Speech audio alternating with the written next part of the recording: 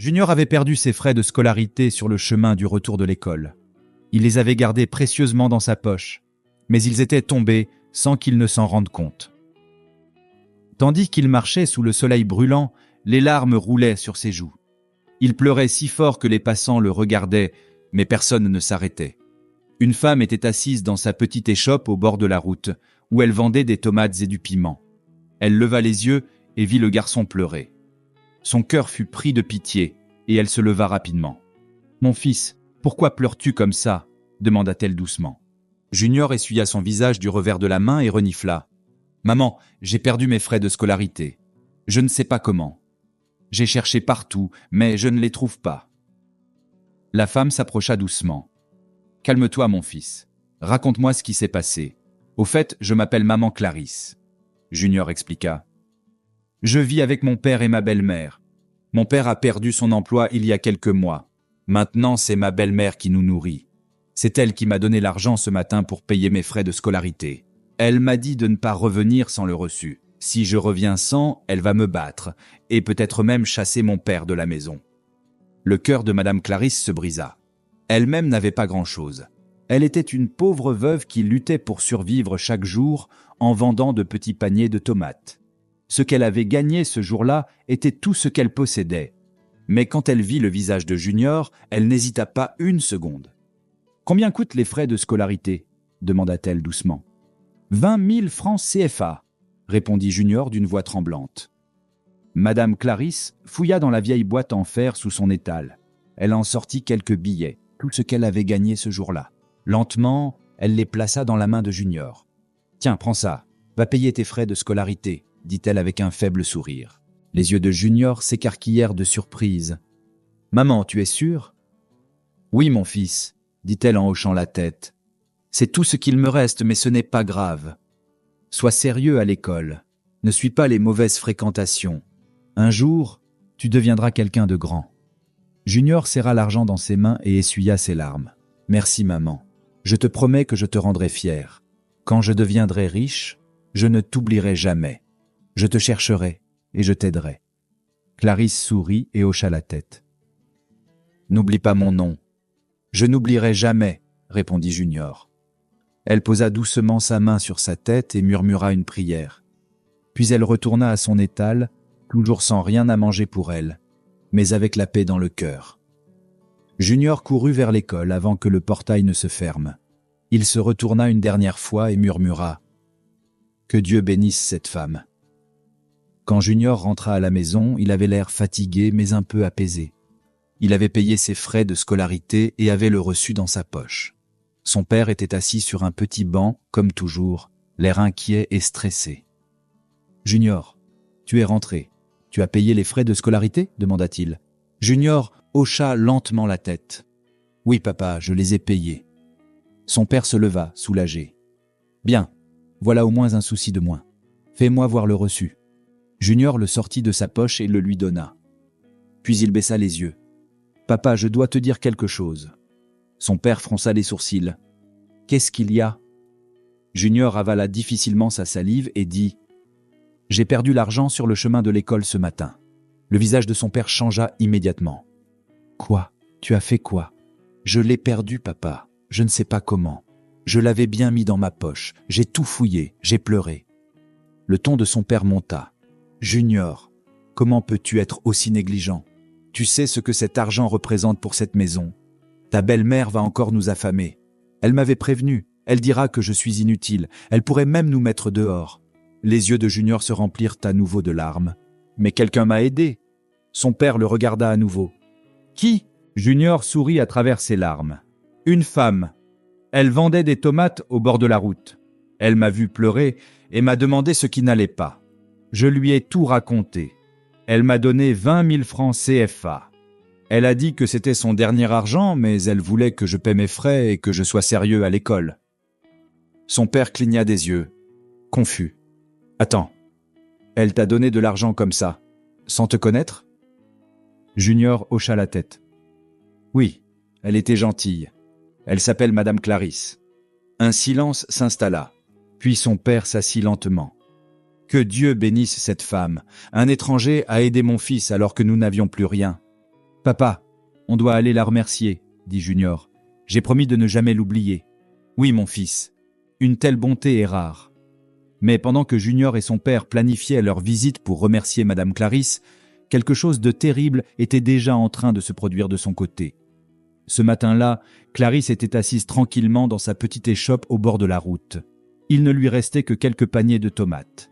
Les affaires étaient lentes, son ventre était vide, mais son cœur était rempli de paix, car elle avait aidé un garçon en pleurs la veille. Soudain, elle entendit des bruits forts. Les gens criaient. De gros camions et des hommes en uniforme descendaient à la rue. L'un des hommes tenait un mégaphone et cria « Tous les étals doivent être dégagés. C'est un terrain appartenant à l'État. Vous avez été avertis. » Avant même qu'elle ne puisse rassembler ses affaires, ils commencèrent à démolir son étal. Ses paniers de tomates se renversèrent au sol. Son vieux parasol fut jeté sur le côté. Elle supplia « S'il vous plaît, attendez. Laissez-moi ramasser mes marchandises. » Mais personne n'écouta. Ils poussèrent et brisèrent l'étal en bois entièrement. Clarisse resta debout là, en larmes, tenant le seul petit panier de tomates qu'elle avait pu sauver. Sa sueur se mélangeait à ses larmes, alors qu'elle voyait tout ce qu'elle possédait réduit en miettes en quelques minutes. « Où vais-je vendre maintenant ?» cria-t-elle. « Comment vais-je nourrir ma fille ?» Les autres femmes autour d'elle pleuraient et suppliaient aussi, mais c'était trop tard. Les camions s'étaient déjà déplacés vers la rue suivante. Clarisse porte son petit panier et rentra chez elle lentement sous le soleil brûlant. Ses sandales étaient couvertes de poussière et son cœur était lourd. Tout ce à quoi elle pensait, c'était comment annoncer la mauvaise nouvelle à sa fille, Leila. Mais en tournant au coin de la rue vers leur maison, elle s'arrêta net, choquée. Leila était déjà debout dehors, en larmes. Leurs sacs et quelques affaires étaient jetés devant le portail. Le propriétaire, un homme grand au ventre proéminent, se tenait là, avec un sourire cruel. « Madame Clarisse, dit-il, je vous ai prévenu. Je vous ai averti. Vous n'avez pas payé le loyer depuis 6 mois. J'en ai assez de vos excuses. Vous et votre fille devez partir maintenant. » La bouche de Clarisse s'ouvrit, mais aucun mot n'en sortit. Elle laissa tomber son panier et courut vers sa fille. « Leila, tu vas bien ?»« Ils ont tout jeté dehors, maman. J'ai supplié, mais ils ont refusé d'attendre que tu arrives. » Clarisse se tourna vers le propriétaire. « Donnez-moi un peu de temps, je vous en prie. Je viens de perdre mon étal ce matin. Je ne sais même pas où aller. » Mais l'homme tourna les talons. « J'ai déjà de nouveaux locataires. Je ne fais pas dans la charité. Allez dormir dans la rue si vous voulez. » Il rentra et ferma le portail. Clarisse et Leila s'assirent à côté de leur sac. Le soleil commençait à se coucher. Des passants les regardaient. Certains murmuraient, mais personne n'aidait. Clarisse serra sa fille contre elle. « Je suis désolée, mon enfant, » dit-elle, la voix tremblante. « J'ai vraiment essayé. » Leila posa sa tête sur l'épaule de sa mère. « Je sais, maman, tu es la meilleure mère du monde. Dieu va nous venir en aide. » Clarisse leva les yeux vers le ciel. Ses lèvres bougèrent lentement alors qu'elle murmurait. « Seigneur, je ne regrette pas d'avoir aidé ce garçon. Si je devais choisir à nouveau, je lui donnerais encore mon dernier franc. Je te supplie juste, fais un miracle. » Cette nuit-là, elles dormirent dehors, sur le sol froid, à côté de leur sac, sans nourriture, sans toit, sans lumière. Mais Clarisse tenait toujours bon, gardant la foi au fond de son cœur. Le lendemain matin, Clarisse et Leila se réveillèrent tôt. Elles avaient mal dormi. Le sol froid avait engourdi leur corps et leur ventre était vide. Clarisse s'assit en silence un moment, puis dit doucement à sa fille en lui frottant le dos. « Ma fille, on ne peut pas rester comme ça. Allons dans la ville voisine. Mon ancienne amie, sœur Nadège, y vit. Peut-être qu'elle pourra nous aider ?» Leila hocha la tête. Elle faisait confiance à sa mère, même dans les moments les plus difficiles. Clarisse utilisa le peu d'argent qui lui restait de son commerce détruit pour acheter 2 billets de bus. Ce n'était pas beaucoup, mais juste assez pour les emmener dans la ville d'à côté. Elles s'assirent à l'arrière du vieux bus bondé, serrant leurs sacs contre elle. Le trajet dura environ 1 heure, mais sembla plus long. Clarisse regardait sans cesse par la fenêtre, priant silencieusement. Lorsqu'elles arrivèrent, elles marchèrent lentement jusqu'à la rue où vivait sœur Nadège. Clarisse ne l'avait pas vue depuis longtemps, mais elle se souvenait de la maison. Elle frappa doucement au portail, espérant, priant, que son amie soit toujours là. Quelques secondes plus tard, le portail s'ouvrit et là se tenait sœur Nadège, surprise et sans voix. « Clarisse » demanda-t-elle en regardant de plus près. « Mais pourquoi as-tu cette tête ?» Les larmes roulèrent sur les joues de Clarisse alors qu'elle serrait son amie dans ses bras. « Sœur, j'ai tout perdu. Le gouvernement a démoli mon étal hier. Et quand je suis rentré chez moi, mon propriétaire nous avait mises dehors. Nous avons dormi dehors avec nos sacs. » Nadège ouvrit grand le portail. « Entre, ma sœur. Entre vite. » Elle les fit entrer, leur donna de l'eau et les fit asseoir. Puis Nadège secoua la tête, stupéfaite. « Clarisse, tu es bénie. Tu es arrivée exactement au bon moment. Mon mari et moi partons nous installer ailleurs ce week-end. Je m'apprêtais à rendre les clés au propriétaire aujourd'hui même pour récupérer l'avance de loyer d'1 an que nous avions payé. » Clarisse avait l'air perdue. « Que veux-tu dire ? » ?»« Ce que je veux dire, c'est que la maison est déjà payée, » répondit Nadège avec un sourire. « Tu peux rester ici. Prends simplement la maison. Je vais dire au propriétaire de changer le contrat à ton nom. Tu ne dois rien payer pour l'instant. » Clarisse porte ses mains à sa bouche. « Sœur Nadège, tu veux me donner ta maison comme ça ? » ?»« Oui, Clarisse. Tu es mon amie. Et tu as besoin d'aide. Dieu a dû t'envoyer ici au bon moment. » Clarisse tomba à genoux, les larmes coulant abondamment. « Merci, merci. Que Dieu te bénisse. Tu ne sais pas ce que ça représente pour moi et ma fille. »« Attends, » ajouta Nadège, « ce n'est pas tout. J'ai aussi mis un peu d'argent de côté pour les urgences. Tu peux l'utiliser pour recommencer ton commerce de tomates. » Clarisse pleura encore plus fort. Elle prit les mains de son amie. « Tu ne sais pas ce que tu viens de faire pour moi. Hier encore, je n'avais rien. Et maintenant, j'ai un toit et un nouveau départ. Que Dieu te bénisse, sœur Nadège. Il te récompensera richement. Tu ne manqueras jamais de rien. » Sœur Nadège la serra fort dans ses bras. « C'est pour ça que les amis existent. Tu m'as aidé une fois quand j'étais dans le besoin. Maintenant, c'est mon tour. » Leila souriait pour la première fois depuis des jours. « Merci, tante, » dit-elle. « Je vais travailler dur et te rendre fière. » Quelques jours plus tard, Junior rappela à son père la promesse qu'il s'était refaite. « Papa, on avait dit qu'on irait remercier cette dame qui m'a aidé. Allons-y aujourd'hui. » Son père hocha la tête. « Oui, mon fils. Une personne comme ça mérite nos remerciements. » Ils prirent un bus jusqu'à la rue où Junior avait rencontré la femme. Mais en arrivant, ils furent choqués. Toute la rangée de petits étals au bord de la route avait disparu. Tout avait été démoli. Le terrain était vide, du bois brisé, des paniers éparpillés, et des parasols déchirés étaient tout ce qu'il restait. C'était silencieux, désert. Il n'y avait personne pour poser des questions. Le cœur de Junior se serra. « Papa, c'est ici qu'elle s'asseyait. C'était son étal. Que s'est-il passé ?» Son père regarda autour de lui. « Ça doit être la démolition du gouvernement dont on a entendu parler.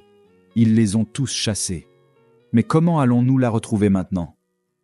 Junior regardait à gauche et à droite, espérant voir quelqu'un qui la connaissait, mais il n'y avait personne. Tristement, ils firent demi-tour et rentrèrent chez eux. À leur arrivée, la belle-mère de Junior était déjà à la porte, les bras croisés. « D'où venez-vous tous les deux ?» demanda-t-elle sèchement. Le père de Junior répondit calmement « Nous sommes allés chercher la femme qui a aidé Junior à payer ses frais de scolarité. »« Quelle femme ?» demanda-t-elle en fronçant les sourcils. Il expliqua « Junior a perdu son argent. Une femme pauvre qui vend des tomates l'a aidé. Elle lui a donné son dernier argent. Nous sommes allés la remercier, mais nous ne l'avons pas retrouvée. » La femme éclata de rire. « Ah, quelle belle histoire! Et vous pensez que je vais croire que vous avez quitté cette maison depuis le matin juste pour aller remercier une vendeuse de tomates? Vous n'avez pas honte ?» Junior s'avança. « Mais c'est vrai, maman, elle m'a vraiment aidé. »« Tais-toi, garçon !» cria-t-elle. « Ton père me trompe avec cette femme. Voilà pourquoi il est sorti ce matin. Tel père, tel fils. » Le père de Junior était sous le choc. « Comment peux-tu dire ça? Je te dis la vérité. Elle a aidé ton propre beau-fils. Pourquoi penses-tu ainsi? »« Sortez de ma maison !» hurla-t-elle. « J'en ai assez de m'occuper de deux bons à rien. Toi, homme inutile, et ton fils menteur, allez vivre avec cette vendeuse de tomates. » Avant qu'il ne puisse répondre, elle entra et commença à jeter leurs vêtements et sacs dehors. « Dehors! Sortez de ma maison !» Ils restèrent là, confus, honteux, sans mots. Le père de Junior ramassa leurs sacs lentement. Ils ne voulaient pas faire d'histoire. Ils marchèrent dans la rue, cherchant un endroit où se reposer. Finalement, ils trouvèrent une petite boutique avec un banc à l'extérieur et s'assirent. Le vendeur, un homme gentil, leur permit de rester là. Alors qu'ils étaient assis silencieusement, le père de Junior leva les yeux et vit une petite boutique qui vendait des jeux de hasard et des tickets de loterie. Il se leva. « Junior, attends-moi ici. Je vais essayer quelque chose. »« Où vas-tu, papa ?»« Juste un petit truc. Je reviens. » Il entra dans la boutique. Il n'avait qu'un peu d'argent dans sa poche, le dernier billet qu'il gardait pour leur dîner. Mais quelque chose en lui disait « Tente ta chance ». Il acheta un ticket de loterie, inscrivit rapidement les numéros, puis sortit. Il n'attendait rien. C'était juste une façon de fuir leurs soucis quelques instants. Quelques jours plus tard, le père de Junior retourna dans la boutique pour vérifier les résultats. Il marchait lentement. Le vendeur regarda le ticket, puis cria soudain « Attendez, monsieur, c'est le numéro gagnant !» Le père de Junior était confus. « Que voulez-vous dire ? » « Vous avez gagné le jackpot !» s'écria le vendeur en sautant. « Vous avez gagné des millions !» Le père de Junior resta figé. Il n'arrivait pas à croire ce qu'il entendait. « Quels millions ? Vous êtes maintenant un homme riche !» répéta le vendeur. Le père de Junior se mit à trembler. Ses genoux devinrent faibles. Il s'assit sur la chaise la plus proche, prit sa tête entre les mains. Les larmes coulèrent de ses yeux. « Seigneur, est-ce que c'est vraiment vrai ?» Des larmes de choc, de douleur, de joie. Tout avait changé en un instant. Plus de faim, plus de honte, plus de nuits passées dehors. Les années passèrent. Junior n'était plus ce petit garçon qui pleurait au bord de la route. Il était devenu un jeune homme grand et beau. Sa voix était profonde, ses pas confiants et son cœur plein de rêves. Il était désormais le fils unique d'un milliardaire. Après la victoire de son père à la loterie ce jour-là, leur vie avait changé du tout au tout. Ils avaient emménagé dans une grande maison, lancé une entreprise et l'argent avait continué à affluer. Junior ne gaspilla pas sa chance. Il travailla dur, alla à l'école et étudia le business. Après l'université, il créa sa propre entreprise. Très vite, son entreprise devint l'une des plus prospères du pays. Il était connu pour ses idées brillantes, son humilité et sa gentillesse. Mais il y avait une chose que Junior n'avait jamais oubliée. La femme qui l'avait aidé. Chaque année, à la même date, il s'asseyait dans son bureau et se souvenait du jour où elle lui avait donné son dernier argent. Il la chercha de nombreuses fois, mais personne ne savait où elle était allée après la démolition de son étal. Pourtant, Junior ne perdit jamais espoir. Un jour, je la retrouverai. Il le faut, se répétait-il. Pendant ce temps, dans une petite ville lointaine, Clarisse et sa fille Leila continuaient de lutter. La vie n'était pas facile. L'argent que sœur Nadège leur avait donné les avait aidées un moment, mais ensuite elles avaient dû recommencer encore et encore. Elles vivaient dans une petite chambre au fond d'un vieux bâtiment. Clarisse vendait toujours des tomates au bord de la route. Son dos lui faisait mal maintenant, et ses yeux n'étaient plus aussi vifs qu'avant, mais elle tenait bon. Leila était devenue une belle jeune femme, respectueuse, travailleuse, pleine de rêves elle aussi. Elle avait terminé l'université 1 an auparavant, mais la recherche d'emploi était difficile. Elle avait postulé dans de nombreuses entreprises, passé plusieurs entretiens, mais rien ne venait. Alors elle restait à la maison, aidant parfois sa mère à vendre les tomates. Chaque matin, Leila portait un vieux tablier, s'asseyait à côté de sa mère et arrangeait les tomates sur une table en bois. Elle criait « Tomates fraîches d'ici, achetez vos belles tomates !» espérant faire quelques ventes avant que le soleil ne devienne trop fort. Certains jours, elle vendait assez pour manger. D'autres jours, elle rentrait chez elle avec des larmes et des tomates non vendues. « Ne t'inquiète pas, maman, » disait Leila. « Je crois que notre histoire changera un jour. » Clarisse souriait faiblement et hochait la tête. « Je le sais, ma fille, Dieu nous regarde. » Mais au fond, elle s'inquiétait. Elle voulait offrir à Leila une vie meilleure. Un vrai lit, un bon travail, un avenir heureux. Un soir, alors que le soleil se couchait et qu'elles rangeaient leurs marchandises, Clarisse s'assit et dit « Leila, tu te souviens toujours de ce petit garçon que j'ai aidé il y a de nombreuses années ?» Leila sourit. « Oui, maman, tu m'as raconté cette histoire plusieurs fois. Je me demande où il est maintenant, » dit Clarisse doucement. « J'espère qu'il va bien. C'était un samedi matin lumineux. Clarisse était partie au marché pour acheter plus de tomates, laissant Leila garder leur petit étal au bord de la route. Elle était assise tranquillement, se ventilant avec un carton, attendant des clients. Soudain, une voiture noire se gara à quelques pas. Un homme grand, bien habillé, en descendit. Il avait l'air doux et important à la fois. Il s'approcha de la table de Leila et sourit poliment. « Bonjour mademoiselle », dit-il. « Bonjour monsieur », répondit Leila avec un sourire chaleureux. « Je viens du mariage de la fille d'un ami dans ce quartier », dit l'homme. « Je voudrais acheter quelques tomates pour faire une sauce en rentrant. » Leila commença à sélectionner les plus belles tomates pour lui. En les mettant dans un sachet, une question lui vint spontanément. « Monsieur, pardonnez-moi, ce n'est pas une moquerie, mais pourquoi un homme comme vous cuisine tout seul? Vous n'avez pas de femme, ni d'enfant ?» L'homme rit doucement. « Ce n'est pas une mauvaise question. Non, je n'ai pas de femme. Mon fils est souvent à l'étranger pour les affaires. Il n'est presque jamais à la maison. Avant, j'avais une cuisinière, mais elle a déménagé dans une autre ville avec sa famille. Alors maintenant, je cuisine moi-même. » Leila hocha la tête. « D'accord, je comprends mieux maintenant. »« Justement, » dit l'homme, « je cherche quelqu'un qui soit non seulement un bon cuisinier, mais aussi honnête et digne de confiance. J'en ai assez de manger dehors. » Il sourit à nouveau et tendit la main. « Au fait, je m'appelle Monsieur Alain. Je suis entrepreneur. » Leila lui serra la main poliment. « Enchanté, monsieur. Moi, c'est Leila. » Monsieur Alain la regarda plus attentivement. « Que fais-tu à vendre des tomates ici? Tu as l'air éduqué. » Leila sourit faiblement. « Oui, monsieur. J'ai obtenu mon diplôme l'année dernière. Je cherche un emploi depuis, mais rien ne s'est concrétisé. Alors j'aide ma mère à vendre des tomates. » Monsieur Alain haussa les sourcils. « Et si je t'offrais un travail ?»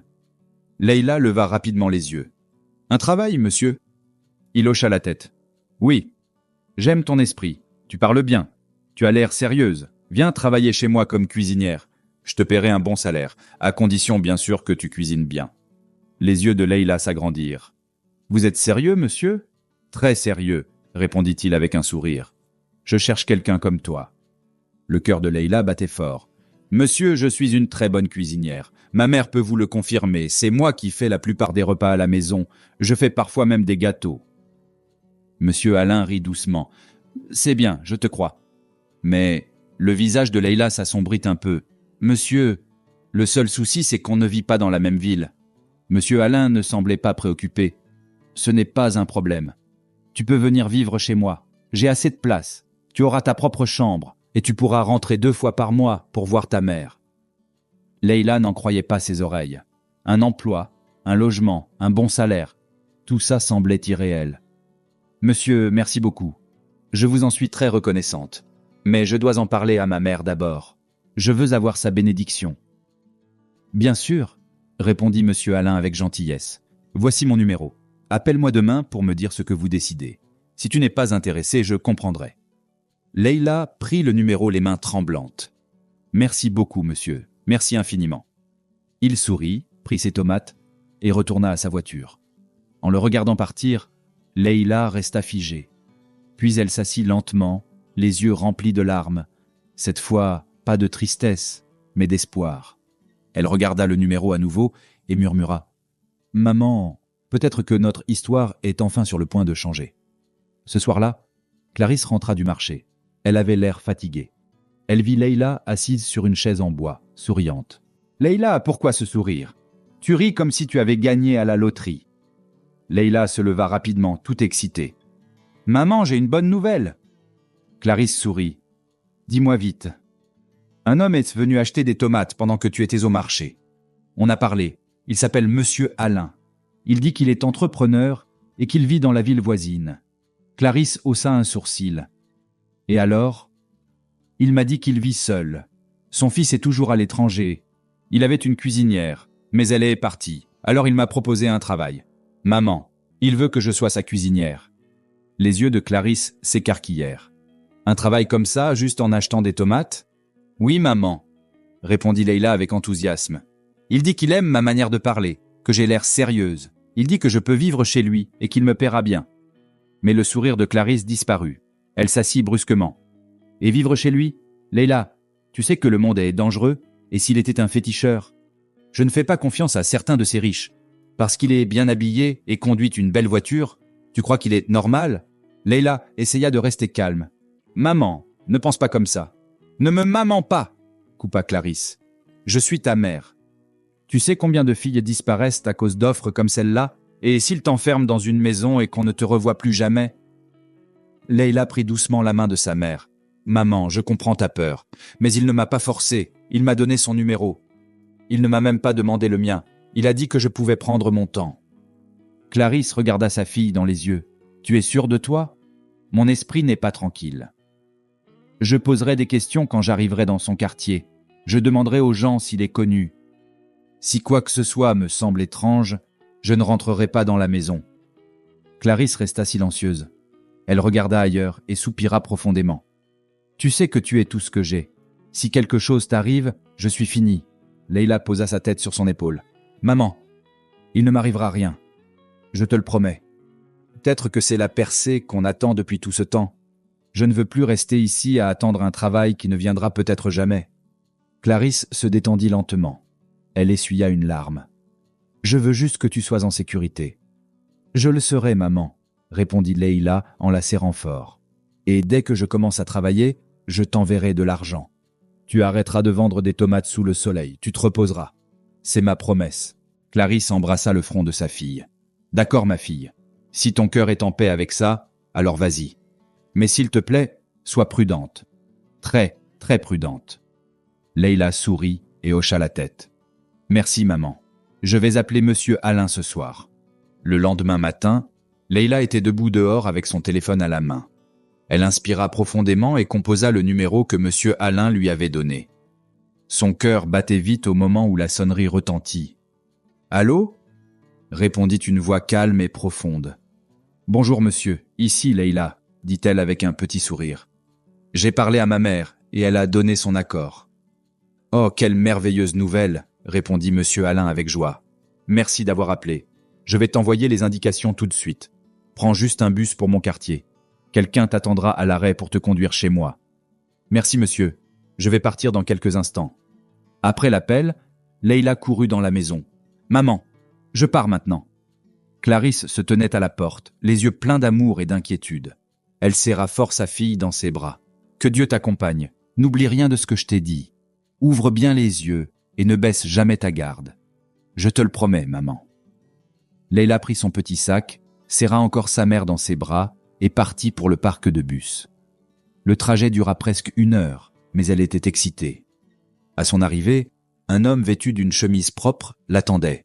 « Vous êtes mademoiselle Leila ?»« Oui, répondit-elle. »« Suivez-moi, sourit-il. Mon patron vous attend. » Ils montèrent dans une voiture propre et roulèrent à travers un quartier calme et magnifique. En arrivant devant la maison de Monsieur Alain, les yeux de Leila s'agrandirent. La maison était grande, belle, avec des fleurs tout autour et une grande barrière blanche. On aurait dit une maison sortie d'un film. Monsieur Alain sortit pour l'accueillir. « Bienvenue, Leila. Entre, entre. Voici ta nouvelle maison. »« Merci, monsieur. C'est magnifique ici. » Il la conduisit à l'intérieur, lui montra une chambre propre avec un lit, une armoire et même un petit miroir. « Tu vas rester ici. La cuisine est juste au bout du couloir. Ne t'inquiète pas, je te traiterai comme un membre de la famille. Sois simplement toi-même et cuisine bien, » dit-il en riant. Leila commença son travail le jour même. Elle nettoya la cuisine, prépara du riz au gras avec du poisson frit, et très vite, toute la maison sentait bon. Monsieur Alain souriait chaque fois qu'il goûtait à ses plats. « C'est la meilleure chose qui me soit arrivée depuis que ma cuisinière est partie. » Quelques semaines plus tard, un événement inattendu se produisit. Le fils unique de Monsieur Alain Junior rentra de son voyage à l'étranger. Il n'avait prévenu personne. Le portail s'ouvrit en silence, sa voiture entra, et il descendit avec sa valise. En entrant dans la maison, il alla directement à la cuisine, attiré par la bonne odeur de sauce graine. Il entra et la vit, une jeune femme debout devant le gaz, remuant doucement une marmite. Son visage était calme, sa peau brillante, ses yeux concentrés. Il resta un instant sans bouger, puis dit « Bonjour ». Leila se retourna rapidement. « Bonjour, monsieur », répondit-elle timidement avec un sourire. « Je m'appelle Junior. tu dois être la nouvelle cuisinière. Oui, monsieur. Moi, c'est Leila. Enchanté, dit-il en souriant. Ton plat sent merveilleusement bon. Merci, monsieur, répondit-elle doucement. Junior alla au salon, posa sa valise, puis rejoignit son père. Papa. Junior, tu es de retour, s'exclama monsieur Alain. Tu es rentré plus tôt que prévu. Comment s'est passé ton voyage? Bien, répondit Junior avec nonchalance. Puis en s'approchant de son père, il ajouta à voix basse. Mais papa, tu ne m'as jamais dit que la nouvelle cuisinière était aussi jolie. Hé, s'exclama monsieur Alain en baissant son journal. Ne commence pas. Elle est venue pour cuisiner, pas pour que tu la dragues. Junior rit. Je dis juste la vérité. Elle est belle, et elle sent le bon plat fait maison. Monsieur Alain secoua la tête. Comporte-toi correctement. Je vais essayer, dit Junior en souriant. Mais papa, je ne peux pas m'empêcher d'y penser. Depuis ce jour-là, Junior passait beaucoup de temps dans la cuisine. Il faisait semblant d'avoir faim, posait des questions inutiles comme « Le riz est prêt ?» même s'il venait juste d'en manger. Ou encore « Leila, apprends-moi à faire bouillir de l'eau. Je veux apprendre à cuisiner. » Leila riait. « Monsieur, vous n'avez pas besoin de savoir faire bouillir de l'eau. Vous m'avez déjà. » Et Junior répondait en souriant. « Justement, c'est pour ça que j'aime venir ici. » Il la faisait rire tous les jours. Il l'aidait à porter les tomates du marché. Il lui acheta même un petit tablier avec son nom écrit en lettres dorées. Mais Junior ne dépassait jamais les limites. Il ne la draguait pas ouvertement. Il la respectait. Il la traitait comme une reine, dans sa cuisine. Leila, elle, attendait chaque matin d'entendre ses pas. Elle cuisinait avec plus de soin, espérant qu'il serait le premier à goûter. Elle se regardait dans la cuillère, ajustait ses cheveux, souriait sans raison en pensant à sa voix. Un soir, alors que le soleil se couchait, Monsieur Alain entra dans la cuisine et la trouva en train de fredonner tout en découpant des oignons. « Leila, tu as l'air heureuse, dit-il. Elle rougit. « Je suis juste reconnaissante, monsieur. » Monsieur Alain sourit. « C'est bien. Tu es une bénédiction dans cette maison. » Le week-end suivant, il lui donna la permission d'aller voir sa mère. « Va voir ta maman. Elle doit te manquer. » Leila était excitée. Elle prépara quelques provisions et un petit cadeau acheté avec son premier salaire, un joli pagne et une paire de sandales confortables. Quand elle arriva chez elle, sa mère se précipita pour l'embrasser. « Ma fille, tu es rayonnante. Dieu a vraiment agi. Maman, tu m'as manqué. » Elles s'assirent et partagèrent un bon plat d'igname chaud, puis Leila dit « Maman, je dois te dire quelque chose. » Clarisse leva les yeux. « Qu'y a-t-il » ? « Il y a un homme. C'est le fils de monsieur Alain. Il s'appelle Junior. Il est jeune, grand, beau, respectueux, drôle, et, dit Clarisse en croisant les bras.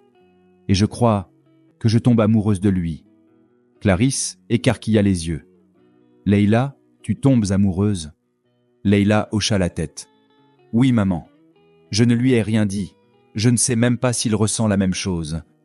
Mais il y a quelque chose chez lui. Sa façon de me regarder, de parler, de me faire rire. Clarisse sourit lentement. L'amour est une belle chose, ma fille. Mais sois prudente. Ne te précipite pas. Je ne me précipite pas, maman. C'est juste. Je ne sais pas. Mon cœur est tout léger quand je le vois. Je ne peux pas l'expliquer. Clarisse rit doucement. C'est comme ça que l'amour commence. Maman, et s'il m'aimait aussi? Alors ma fille, dit Clarisse en lui prenant la main, prie, si c'est vraiment de Dieu, ça arrivera. Personne ne peut arrêter ce que Dieu a prévu. Leila sourit et serra sa mère. Son cœur était rempli d'espoir, comme une fleur qui commence à éclore. Pendant ce temps, dans la grande maison, Junior était dans sa chambre, les yeux fixés au plafond. Il souriait et murmura « Cette fille, Leila, il y a quelque chose de spécial chez elle. Je crois que je suis amoureux. » Junior était assis dans le jardin derrière la grande maison, regardant les fleurs se balancer doucement au gré du vent.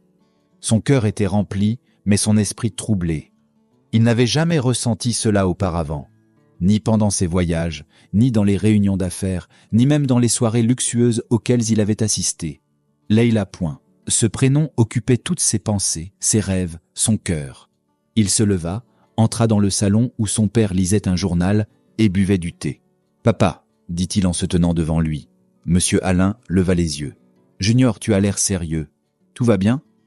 Junior prit une profonde inspiration. « Papa, je suis amoureux de Leïla. » Monsieur Alain sourit et posa sa tasse. « Je le savais. »« Tu le savais ?» demanda Junior surpris. Monsieur Alain rit doucement. « Bien sûr. Je vois la façon dont tu la regardes, la façon dont tu traînes toujours dans la cuisine comme un petit garçon perdu. » Junior hocha la tête. « Oui, papa. Je l'aime. Je veux l'épouser, et le plus tôt possible. Je ne veux pas perdre de temps. » Son père se leva lentement et posa une main sur son épaule. « Mon fils, tu as fait un très bon choix. Cette fille est spéciale, respectueuse, bien élevée, travailleuse, intelligente et belle. Qui ne voudrait pas une belle fille comme elle ?» Junior sourit de soulagement. « Merci papa, mais je ne sais pas comment lui dire. J'ai peur qu'elle me rejette. »« Toi ? Peur du rejet ?» s'étonna son père en riant. « Junior, mon fils, si tu l'aimes vraiment, dis-le lui. Parle-lui avec ton cœur. Même si elle refuse, au moins tu sauras. Mais qui sait ? Peut-être qu'elle t'aime aussi. » Junior regarda le sol. « J'espère, papa. J'espère vraiment. » Le lendemain, Leïla rentra de chez sa mère. Elle semblait encore plus belle, comme si elle avait été trempée dans l'amour et la paix. En entrant dans la maison, Junior sortit pour l'aider à porter son sac. « Bon retour », dit-il en souriant chaleureusement. « Merci, monsieur », répondit-elle. « Non, plus de monsieur. Appelle-moi juste Junior », dit-il. Elle sourit et hocha la tête. « D'accord, Junior. » Il prit une grande inspiration. « Leïla, on peut parler quelques minutes ?»« Bien sûr, » dit-elle, le cœur battant. Il la guida vers le petit jardin à l'arrière de la maison. Les fleurs étaient en pleine floraison, les oiseaux chantaient, le ciel était d'un orange doux. Junior se tourna vers elle, la regarda droit dans les yeux. « Leïla, commença-t-il, la voix légèrement tremblante. Je sais que ça peut sembler bizarre, rapide ou même idiot, mais je ne peux plus garder ça en moi. » Leïla restait immobile, le cœur tambourinant dans sa poitrine. « Je suis profondément amoureux de toi, dit Junior. Depuis le premier jour où je t'ai vu dans cette cuisine, ta manière de bouger, de sourire, de prendre soin de tout, tu as volé mon cœur, et je ne veux même pas le récupérer. » Leïla écarquilla légèrement les yeux. « Je ne perds pas de temps, Leïla, la vie est courte, et je sais ce que je veux, je veux t'épouser. S'il te plaît, ne dis pas non. Épouse-moi. » Un silence s'installa. Leïla restait figée. Puis lentement, elle s'avança, les yeux remplis d'émotion. « Junior, » dit-elle doucement, « depuis le premier jour où je t'ai vu, j'ai craqué aussi. Mais je n'osais pas le dire. »« Pourquoi ?» demanda-t-il surpris. Elle sourit. « Parce que je suis une femme. Et c'est à l'homme de dire « je t'aime » en premier. » Junior rit, les yeux brillants. « Donc, tu m'aimais aussi tout ce temps ?» Leïla hocha la tête. « Oui, je ne savais pas si tu ressentais la même chose. » Junior prit doucement ses mains. « Je t'aime de tout mon cœur. Leïla, veux-tu m'épouser ?» Elle sourit, les yeux étincelants. « Oui, Junior, je veux t'épouser. » Il la serra dans ses bras. Les fleurs autour d'eux semblaient danser. Le vent soufflait doucement, comme pour applaudir leur amour.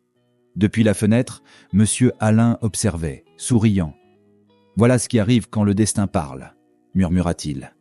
Et quelque part dans une petite pièce, Clarisse était à genoux, priant. « Seigneur, où que soit ma fille, qu'elle soit heureuse. » Elle ne savait pas que sa fille entrait déjà dans la réponse à cette prière. Quelques jours plus tard, Junior dit à Leïla, « Je veux rencontrer ta mère, je veux la remercier d'avoir élevé une femme aussi merveilleuse. Je veux lui dire dans les yeux que je veux l'épouser. » Leïla sourit tendrement. « Elle sera heureuse de te rencontrer aussi. » Ce samedi matin, ils s'habillèrent simplement mais élégamment. Junior avait l'air calme, mais son cœur battait vite. En route vers la maison de Clarisse, il dit à Leïla, « Tu crois qu'elle m'aimera ?»« Détends-toi, » répondit Leïla en lui prenant la main. « Sois juste toi-même. » En arrivant dans le quartier, Junior regardait autour, observant le calme et la simplicité des lieux. Ils frappèrent doucement à la porte.